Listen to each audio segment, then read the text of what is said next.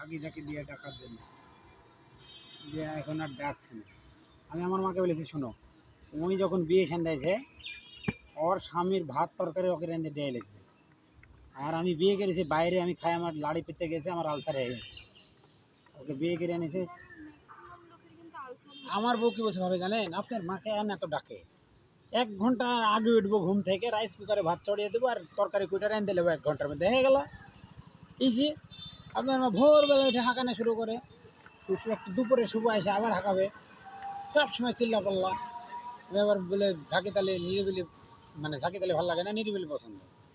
আমাকে সেদিন বলছে যে আমি ওই যে মহিলা কলেজে চান্স পাইছি, গিয়ে পড়ার ইচ্ছা ছিল না, মহিলা কলেজে চান্স করতে মন চাইছে, পড়াবেন? আমি বলছি, না, এই যে টাকা 3 টাকা বেতনে চাকরি পায় তোমাকে পড়াতে লাগলে ভিক্ষা বেরিয়ে খেতে হবে, তখন ভালো মানুষকে ভিক্ষাও দেবে না মানুষ, দরকার নেই, আমি পড়াতে পারবো না। আর আমার শ্বশুর আগে নাইপাট মেরে দিয়েছে যে আমি পড়াতে পারবো না, পড়াইলে আমি আর বিয়ে দিতাম না, আমার একটা মেয়ের পিছনে মেলা টাকা যায়। এরভাবে যখন বললো তখন আমি বুঝতে পারলাম যে হ্যাঁ, আমার সবচাইতে ভালো হবে না পড়ায় নেয়। আর পড়তে গেলে ছোট মানুষ, রুমন